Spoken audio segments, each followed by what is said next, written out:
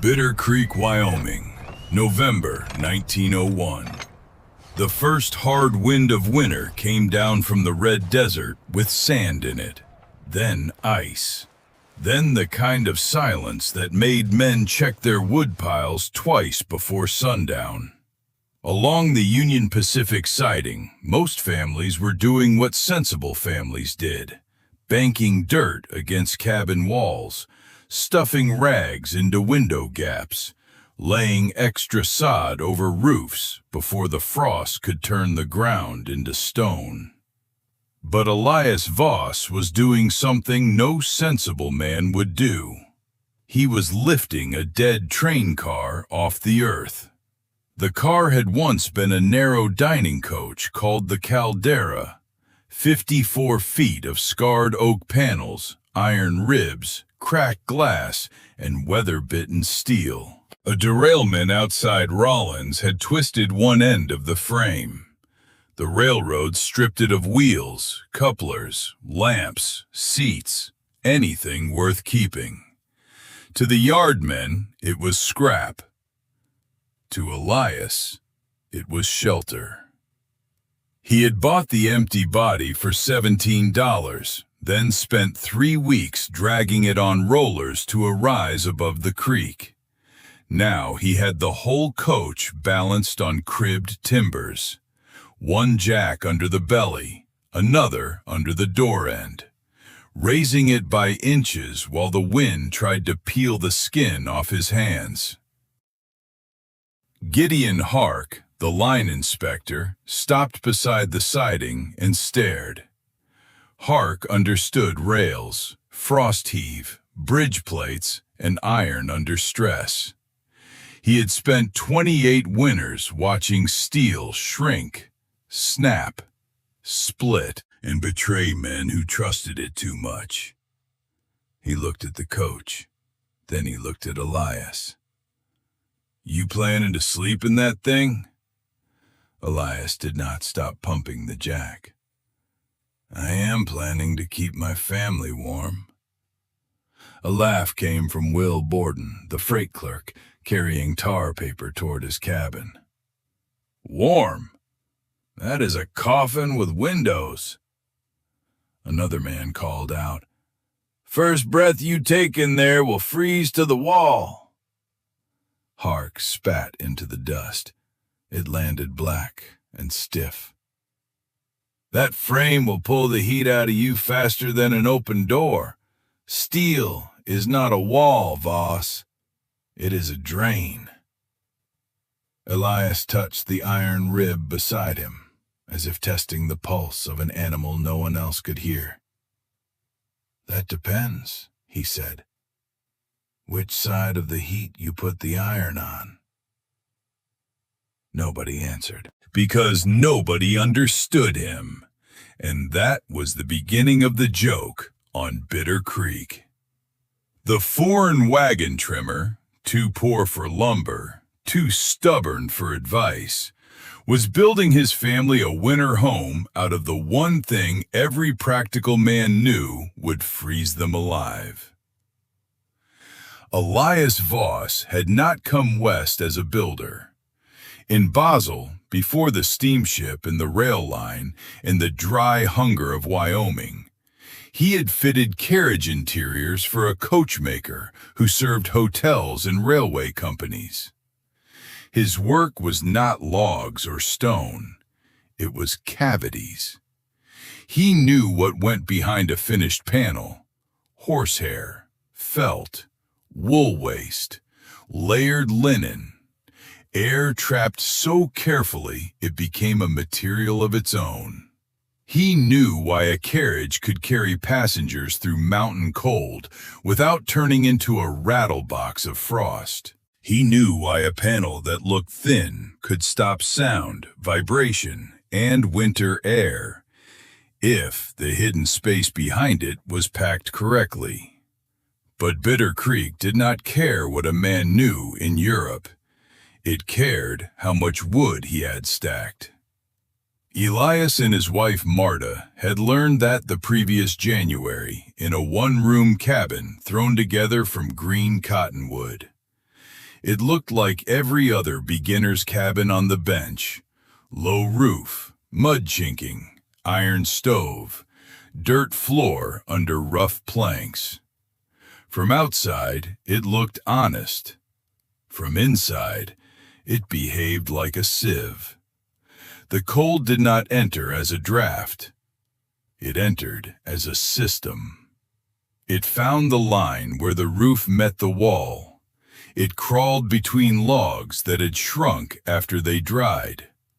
It crept up through the floor until the children woke crying because their blankets were warm on top and frozen at the edge.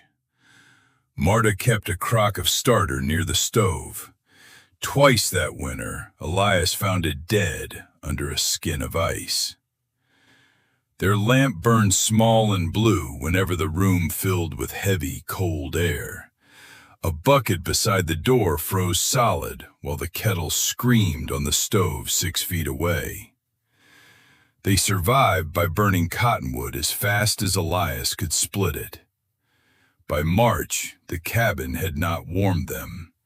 It had merely slowed their freezing. That spring, while other men talked about adding more mud and thicker curtains, Elias walked the rail yard and studied the condemned coach. He saw what the others saw: steel skin, iron skeleton, broken windows, warped door.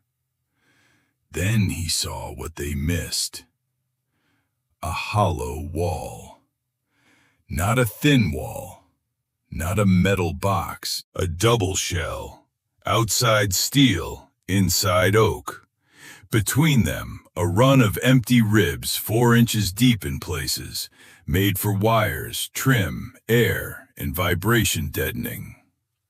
The railroad had designed that space for motion. Elias would redesign it for stillness. First, he got the coach off the ground. That alone made men shake their heads. Cabins were usually pressed low against earth to hide from the wind. Elias dug a shallow trench under the car, lined it with stone, and left a still pocket of air beneath the floor before setting the coach on ties and blocking. "Wind will get under you," Borden warned. "Not wind," Elias said. "Air that does not move." Then he removed the interior panels. The sight made the joke even better. Elias was taking apart the one attractive thing about the wreck. The oak walls came off one by one and were stacked in order under canvas. Curved window trim, brass hooks, door rails, all numbered in pencil. Beneath them, the coach showed its real body: black iron ribs, riveted plates, cold cavities running the length of the shell. For 6 weeks, Elias and Marta filled those cavities by hand. They bought sweepings from a saddle shop, wool seconds from a sheep buyer who thought the stuff was almost worthless, horsehair clippings from a livery stable. They beat the dust out, mixed the fibers, and packed them into the coach walls until every hidden bay was springy and dense, not loose, not decorative, packed. A coat of trapped air held in place by hair and wool.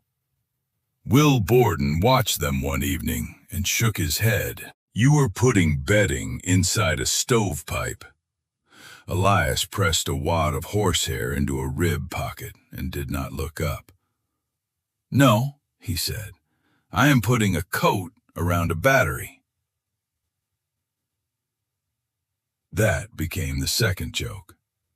The first joke was that Voss thought a train car could be a house. The second was that he thought iron could be a battery. Gideon Hark heard that phrase and laughed harder than anyone. Iron was not a battery. Iron was a thief. Every railroader knew that. Touch a wrench in January and it took the warmth from your skin before you could swear. put a stove and a steel boxcar and the walls drank the heat as fast as flame could make it. Breath hit the walls, froze, and turned the inside white. Hark had seen crewmen spend nights in tool cars with their boots smoking near the stove and frost growing behind their shoulders, so he understood the danger perfectly. He just understood only half of it. Elias understood the other half. The coach frame had nearly 7,400 pounds of iron and steel in it. To Hark, that meant 7,400 pounds of cold. To Elias, it meant 7,400 pounds that could be warmed slowly and would cool slowly if the heat could not escape. The metal was not the problem. The path of the heat was the problem. So Elias changed the path. He set a small cast iron stove near the center of the coach, but he did not run the pipe straight through the roof. A straight pipe was a chimney for wasting warmth. Instead, he ran the stovepipe along the upper wall for more than 40 feet before sending it out through a narrow clerestory opening. Every foot of that black pipe gave heat back to the room. More importantly, it gave heat to the iron ribs behind the oak. During the day, the stove charged the frame. At night, when the fire was banked low, the frame gave the heat back, slowly, evenly, inward. The hair and wool in the walls kept the stored warmth from racing into the outer steel skin. The dead air under the floor slowed the earth's cold. The oak panels stopped the room from feeling like a machine. Elias was not trying to heat the air only. Air was too easy to lose. He was heating the bones of the house. By Christmas, the Caldera no longer looked like a wreck inside. Marta had scrubbed the oak until it glowed honey brown. The children slept in 2 narrow berths made from salvaged bench frames. A curtain closed off one end for storage. The stovepipe ran overhead like a black branch, ugly to visitors, useful to anyone who understood what it was doing. Outside, the coach still looked absurd. A stranded dining car without wheels, sitting above a Wyoming creek, rimed white in the morning and dull gray by noon. Inside, it felt strangely calm, not hot, not smoky, not damp. Calm. That was what bothered Hark when he first stepped into it. He had come only to inspect the blocking. If the coach shifted and rolled, the railroad would hear about it. He opened the door, expecting smoke, sour bedding, and the metal smell of frozen condensation. Instead, warm air moved over his face in one slow sheet. Marta was kneading dough with her sleeves rolled. A sewing needle lay on the table, without a trace of rust. On the window ledge sat a little glass bottle of lamp oil, still clear and thin. Hark noticed it without knowing why. He also noticed what was not there. No frost feathers on the glass. No wet streaks under the wall seams. No sharp, cold layer biting at his ankles. He said nothing. Pride gave him no words. 3 nights later, the real test arrived. A high-pressure cold settled over the basin and stayed there like a lid. By the second morning, the temperature at the section house read 24 below zero. By the fourth, the creek made no sound under its ice. By the 6th, wagon wheels sounded like breaking pottery. Smoke from chimneys rose 10 feet, flattened, and lay across the settlement in gray ribbons. The cabins began to fail in different ways. At Borden's place, snow dust sifted through the roof edge and sparkled on the bedding.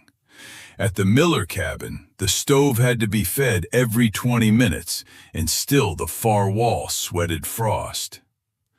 A widow named Ruth Keene moved her 2 boys into the root cellar because it stayed warmer underground than her bedroom did above it.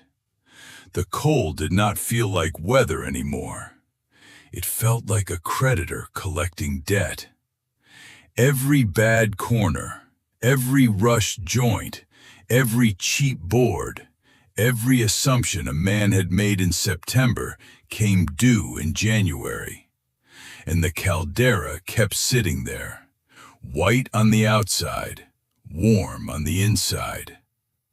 Elias burned less wood than any family on the bench, not because his stove was magic, because the heat he paid for stayed in the system.